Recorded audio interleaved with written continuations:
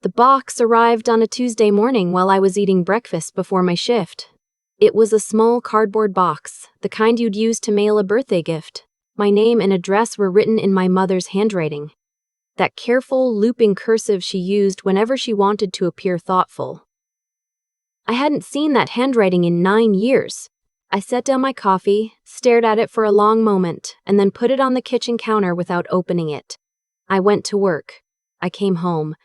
The box was still there. My name is Natalie. I'm 31 years old.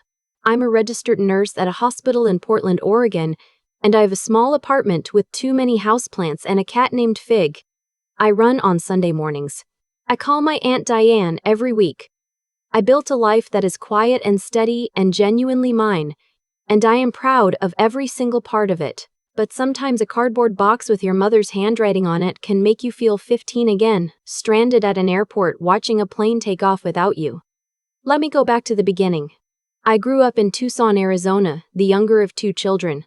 My brother Derek was 4 years older than me, and from the time I was old enough to understand family dynamics, I understood that Derek was the one my parents had expected, and I was the one who complicated things.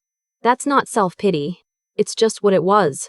Derek was athletic, easygoing, socially comfortable in the way my father valued. I was quiet, I liked books, I got overwhelmed at loud family gatherings, and I had strong feelings about things that my parents considered unimportant. My mother was a dental hygienist. My father managed a distribution warehouse. They weren't cruel people in the obvious way. They fed us, kept the house clean, showed up to school events. But there was a temperature in that house, and Derek ran warm and I ran cold, and nobody ever questioned why. I was sensitive. That was the word they used. "She's sensitive," said with a sigh, like it was a condition I needed to outgrow. When I was 12, I cried at a movie we watched as a family, some drama about a dog, and my father told me to go wash my face and come back when I could handle it. I was 13 when I heard my mother on the phone with her sister, saying she didn't know what to do with me, that I made everything harder than it needed to be. I was 14 when I asked if I could try therapy, because I'd read about it in a magazine at the school library, and my mother laughed. Not meanly, just dismissively, and said we didn't need to pay a stranger to tell me to toughen up. The message was consistent. My feelings were inconvenient. The solution was to have fewer of them. The summer I turned 15, my parents planned a family vacation to Nashville. My father had a college friend who lived there, and the plan was to fly out, spend 4 days, come back. I'd never been on a plane before. I was genuinely excited. I remember packing my bag the night before, choosing a book for the flight, setting 2 alarms. The trouble started at the airport. We got there early because my father always got everywhere early. We checked our bags, went through security, found the gate. There was a long wait and Derek had his headphones in and my parents were talking to each other and I was just sitting there, trying to exist quietly in a way that didn't bother anyone. I'd been having a hard week. Something had happened with a friend at school, a falling out I didn't fully understand yet, and it was sitting in my chest like a weight. I wasn't crying, I wasn't making a scene, but I was quiet in a particular way, and apparently that was enough. My mother looked at me at some point and asked what was wrong with me. I told her I was fine.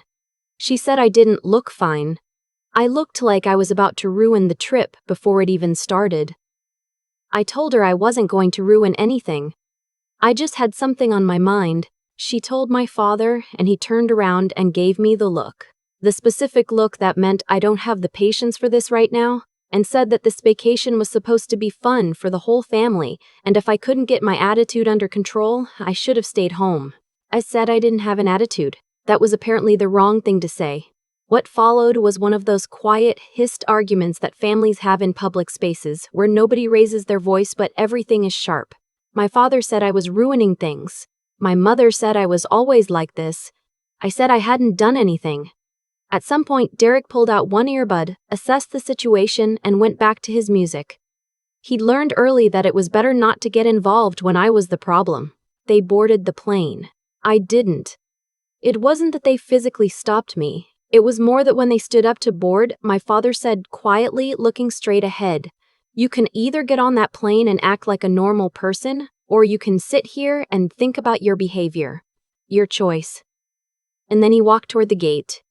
My mother followed him without looking back. I sat there. I think part of me believed they would stop. Turn around. Come back. I waited for it, that moment where a parent's protective instinct kicks in and overrides their anger. I watched the gate agent scan their boarding passes. I watched them disappear down the jetway. The gate agent looked at me. Are you on this flight, honey?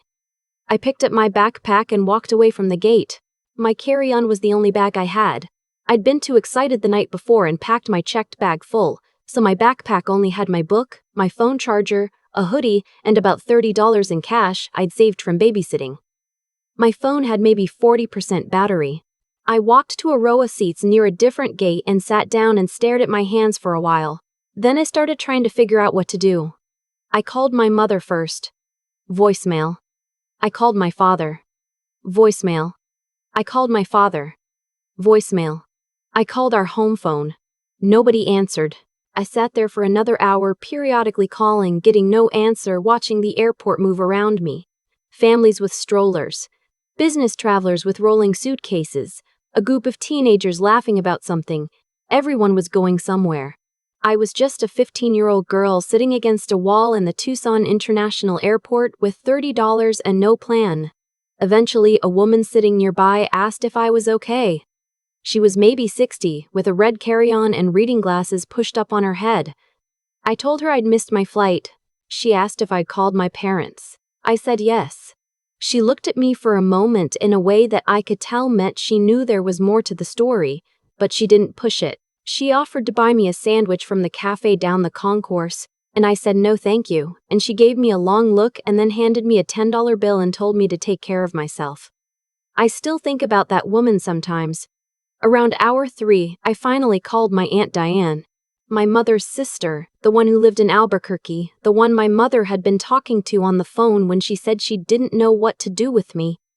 I was scared to call her. I thought maybe she agreed with my mother. But I was running out of options. She picked up on the second ring. I told her where I was. I was trying to keep my voice steady and I mostly managed it, but not completely. She asked me a few quick questions. Was I inside? Was I safe? Did I have enough battery on my phone? Then she said, "Stay right where you are. I'm coming." Albuquerque to Tucson is about 5 hours by car. She made it in 4.5. She found me still sitting in that same section of the airport. I'd moved once to charge my phone at an outlet near a gate, and I'd spent $4 on a bag of pretzels, but otherwise I hadn't moved. I'd read 2/3 of my book. When I saw her come through the doors, I didn't cry. I was too exhausted to cry. I just stood up. And she hugged me, and she smelled like her house, like laundry detergent and coffee. And she kept saying, "You're okay. I've got you. You're okay." She wanted to file a report with airport security. I begged her not to. I was 15 and scared, and I think part of me still believed that making it official would make everything worse, that somehow I'd be the one in trouble. She wasn't happy about it, but she listened to me. She got me into her car, she bought me a real meal at a diner near the highway, and she drove me back to Albuquerque with me half asleep in the passenger seat. She called my mother from the road. I heard one side of the conversation. My aunt's voice got very quiet and very controlled in the way that means someone is actually furious. She said, "She was alone in that airport for almost 5 hours, Ellen. She is 15 years old." A pause. "I understand you were upset. That is not an acceptable response to being upset at your child." Another pause, longer. "I have her. She's safe. We'll talk about what happens next." She let me stay with her for 2 weeks. My parents came back from Nashville and called a few times. My aunt relayed messages. I wasn't ready to talk to them yet, and Aunt Diane told them that, and she was firm about it in a way that nobody in my family had ever been firm on my behalf. It felt strange, unfamiliar. Like a word in a language I'd heard before but never learned. Eventually, I did go home. I was 15, I didn't have another option, but something had shifted. Not in my parents. They were sorry in the vague, qualified way that people are sorry when they think the other person is also partially at fault. My mother hugged me when I got home and said she was glad I was safe, and my father said he hoped I'd learned something about consequences. I remember standing in the living room with my backpack on, looking at him and thinking, he thinks this was a lesson I needed. The shift was in me. I stopped asking for what I needed from them. I stopped expecting it. Not in the dramatic way. I didn't blow up or run away or become someone difficult. I just quietly redirected all the energy I'd been spending on trying to belong in that house and used it to plan my exit. I got a job at 16, hostessing at a restaurant. I saved every paycheck I could. I did well in school. Not to please my parents, but because I'd realized by then that my grades were my ticket out.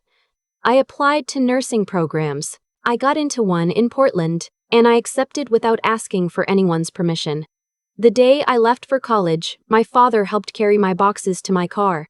He shook my hand in the driveway, actually shook my hand like I was a business associate, and said, "You've always been resilient. I'll give you that." I said thank you. I drove away. I talked to them occasionally for the first year or two. Holidays, the odd check-in call, then less. Then not at all. It wasn't one big falling out. It was just a slow, mutual acknowledgement that we didn't have much to say to each other. Derek called me once in a while, and I kept those conversations surface level and pleasant. He'd always been more bystander than participant, and I held on to that distinction just enough to stay in some kind of contact. I built my life in Portland. I finished nursing school. I got my first apartment, a tiny studio where I slept 10 feet from my kitchen and thought it was the most beautiful place I'd ever lived. I made friends. I dated someone for 2 years and then stopped and figured out more about what I actually wanted. I got Fig from a shelter during a cold November and he's been sleeping on my feet ever since. I didn't think about my parents much. Some years that felt like healing and some years it felt like a wound that had closed over without properly cleaning, and I wasn't always sure which was which. But I was okay. I was genuinely okay. Then the box arrived. I opened it that evening after my shift, standing at my kitchen counter still in my scrubs. Inside was a layer of tissue paper, and underneath it, a small framed photo of Derek and his fiancée, a woman named Priya I'd never met, taken at what looked like their engagement. Underneath the photo was a card in my mother's handwriting. "Natalie, your brother is getting married in June. It would mean everything to him and to your father and me if you were there. We know there is distance between us. We would like to talk if you're open to it. We miss you. We are proud of the woman you've become." I read it 3 times. Then I set it on the counter and fed Fig and made dinner and watched television for 2 hours and didn't think about it, except I did think about it. I thought about it for 2 weeks straight.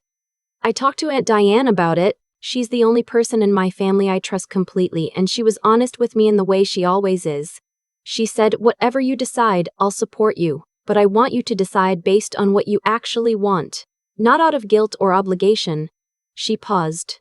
"And I want you to think about what you would need from them before you open that door." That question stayed with me. What would I need? Not an apology and a card, an actual conversation. An actual reckoning with what happened. Not just at the airport, but all of it. The years of being the difficult one, the sensitive one. The one who made everything harder than it needed to be. I wrote back. Not a card. An email. Because I wanted to be able to think through every word. I told them I'd received the box. I Silver Wallers and Dak was happy and that I wished him and Priya well. And then I said that if they wanted to talk, actually talk, I was open to a phone call.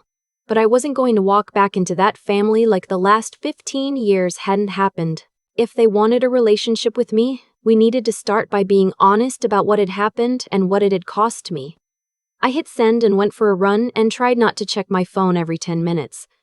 My mother called 2 days later. The conversation lasted over an hour. It was hard in the way I'd expected and also hard in ways I hadn't. My mother cried, which I'd also expected, and I had to remind myself that her tears were not the same thing as accountability. My father got on the phone partway through and was quieter than I was used to. Less certain, somehow. Older. I told them about the airport, not just the facts they already knew, but what it had felt like. Being 15 and alone. Believing, for those hours, that I might actually just be on my own in the world. The decision I'd made afterward to stop needing them, not because I wanted to, but because it felt safer than continuing to reach for something that wasn't there. There was a long silence after I said that. My father said, "I didn't know you felt that way." And I said, "I know you didn't. That's part of the problem." There was more after that, more talking, more silence, more careful navigation of old territory. My mother said she was sorry. My father said he was sorry. I believed them, mostly, and I also knew that sorry is a starting place and not an ending place. I told them that. What I didn't do was cry. Not because I wasn't feeling anything, I was feeling everything, but because I'd done my crying about this a long time ago in my tiny first apartment in Portland, alone on a Tuesday night when something had reminded me of the airport and I'd finally let myself fall apart properly and then put myself back together. I'd already grieved this. The conversation with my parents wasn't grief. It was something else.